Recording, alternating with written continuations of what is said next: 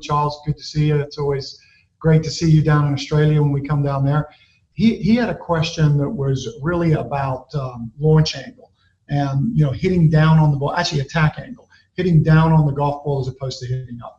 And his question was basically that on the PGA Tour, the average downward attack angle is about 1.5 degrees according to TrackMan. Yep. But today we hear all about hitting up on the golf ball. Yep. And is there any real reason why people shouldn't hit up when the best drivers and the longest drivers in the world do hit up on the golf ball? So what would really be the reason why you'd be hitting down, and why shouldn't everybody hit up? Yeah, I think he also was asking too if there was any physical limitations that might prevent you from hitting up. So I think that's a good place to start. In the first part of the Golf Level 2 class, we talk a lot about TrackMan, and we talk a lot about launch monitors and looking and understanding, what makes a ball go a certain distance, what makes a ball curve left to right, or what makes a ball start in a certain direction. And literally your question is coming into distance. Yes. What makes it hit farther. So, let's review that real quick. So basically, if I want to take a ball and I want to maximize, let me see if I can get to the point where you can see me here. So if I want to hit a ball as far as I can, right? Literally, it's physics, Dave, right? So there's basically, we're sending out a projectile. If I'm going to shoot it out of our bay right here, right? If I know the speed, like let's say this is a cannon, and I know the speed that the cannonball is going to come flying out, there's an optimum angle to set the cannon, and there's an optimum spin of the cannonball that will make the ball go the farthest, right?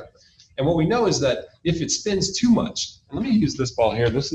You can probably see this a lot better. So if it has too much spin, the ball will balloon, go up in the air, and then drop down nice and soft. If it doesn't have enough spin, it'll be like a knuckleball will fall right out of this guy and drop down.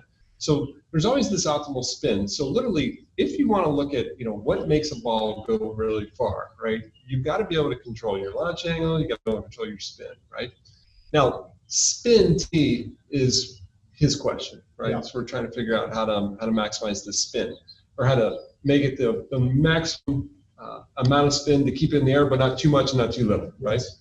To calculate spin, if you remember in the online class, we have a formula. Spin is created by literally two things: club head speed, so how fast the club is moving, right?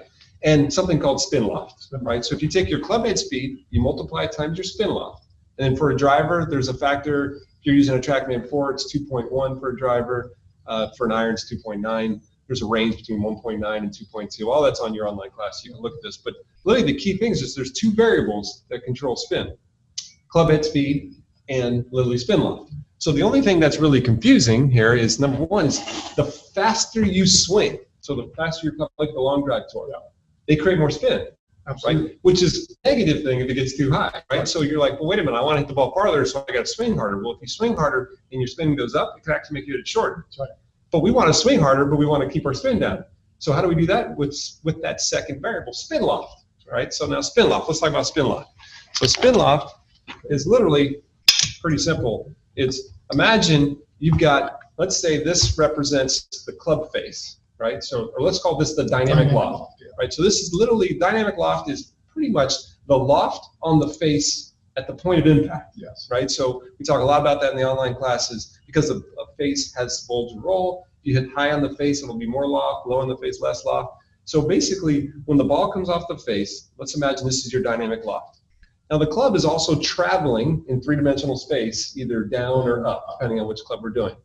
That's called your attack angle, right? So your attack angle is the direction the club is traveling at impact, and your dynamic loft is how much loft at the point of impact.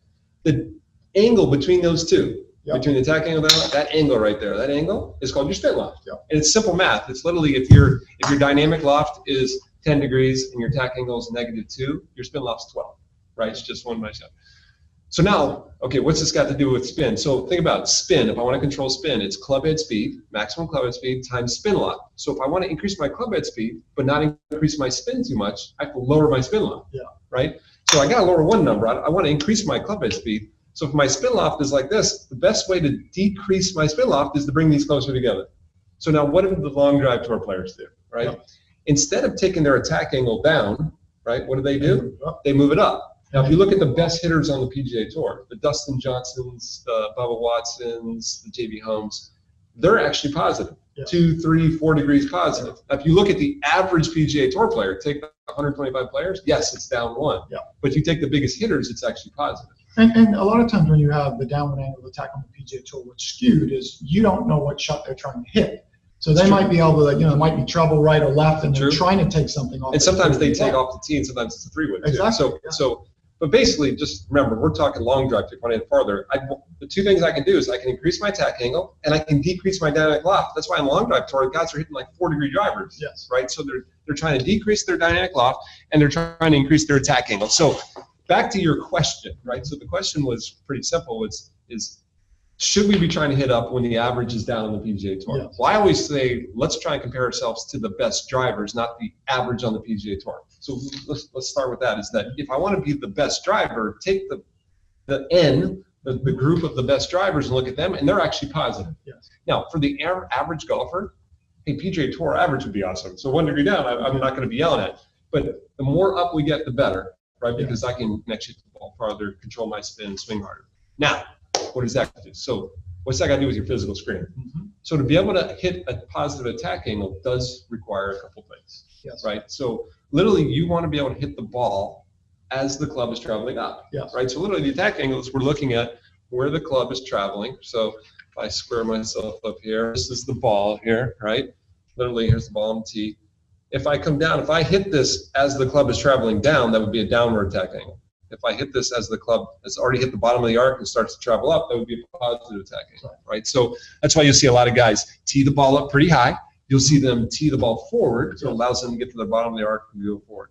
So you always want to be trying up on the ball that's in the teed up, right? You do, but and this is where the difficulty comes, I think, for the amateur golfer, is when you say hit up, because a lot of people hit up by actually releasing wrist angle and or hanging back. Or hanging back. Yeah, let's talk about that. The best players actually hit up by using the ground correctly. Yeah, so when we say hit up, you're swinging normal. Here's the bottom of the arc, right? Let's see. You can see me. Yeah. So literally, as I come down here, this is the bottom of the arc, and then if I keep going, if the ball's a little bit forward in my stance, I'll hit up. Yeah. I'm not trying to manipulate this by hitting up, leaning back, increasing the loft, chicken winging, scooping, all those things we talked about. That would create all kinds of spin problems. And there's ways to do that. So a lot of times, in the teaching world today, you hear a lot about hitting up. Like you said, a lot of people hang back or do this. Yep. Whereas what we see with the best players is they're actually pushing against the ground. Yep. Which, as the club gets down, as they push against the ground, it raises the handle, raises the right shoulder, creates a little bit of what we call axis tilt, and that's how they hit up on the golf. So now, what would physically, I know this is taking a long time to answer the one question, but now physically, what would be the problem? Okay, to do a driver, normal driver, for maximal power, is you're going to create a weight shift, right? So you're going to shift to your right side, and then you're going to shift to your left side. We want the same thing. We want a weight shift right, we want a weight shift left to create maximal power. If for some reason you couldn't load your back leg, right? Like let's say you had to put all your weight on your left leg, right? So for some reason, in fact, your question down in New Zealand is, let's say the right hip doesn't work, or let's say the right knee is a problem, they can't use it, and you had to completely unload the right side and you had to lean here. Well, now we're going to have a few issues. We're going to have some downward attack angles, right? Yeah. These downward attack angles, it's going to be difficult. It's going to be very difficult for you to get on the drive. Yes. Like you said, you're going to want to try and pull up with the handle, try and do some of the things. But you'd want to try, to me, honestly, you'd want to really move the ball forward.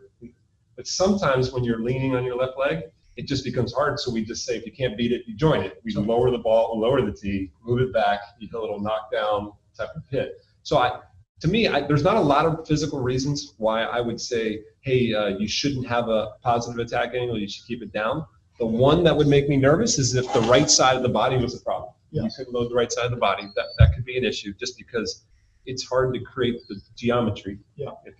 That's why we've had a lot of problems with players who just tried to stay on one side. That's right. All of a sudden, their short irons got better, but their long game just fell apart. So the only one I would be conscious of, Greg, too, is internal hip rotation on the lead side, primarily because a lot of guys will laterally move, and if you keep laterally moving, it does create axis tilt, but that also creates a lot of side bend, a lot of pressure on the lower right side. Yep. So you want a little lateral movement, and then you want to be able to explode out of that way. So you could have some internal hip rotations on the lead. I just want to make sure that the question, just to make sure, and I don't think this was the generation of the question, but if you're thinking you had to side bend to get positive attack angle. That is not how you get positive attack angle, right? So it's not like, oh, if they don't have the physical ability to side bend to get the ball up in the air. No. That you don't need to side bend excessively to get the ball up in the air. You have a normal golf swing, and your normal geometry gets to the bottom of the arc before the ball. Yeah. And you get the ball far. I mean, the simple way would be move the ball forward. Yep. Tee it high. Yep. That's the easy one.